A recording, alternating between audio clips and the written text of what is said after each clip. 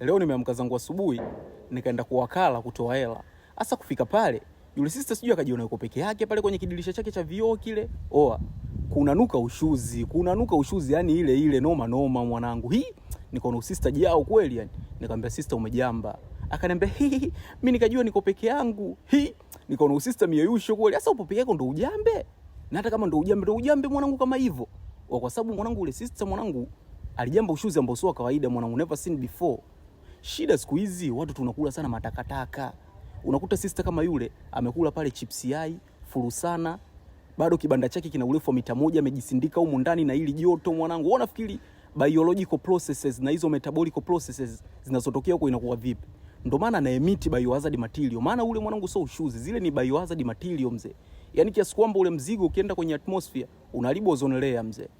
Unaharibu ozone layer mwanangu. Unaleta global warming ule mwanangu. Nyewe mnaona joto linaongezeka duniani, kumbe watu wamejipigilia wanakula matakataka huko, baadaye wana emit biohazard material. Aisee, nilisikitishwa sana na lile tukio bwana yule dada.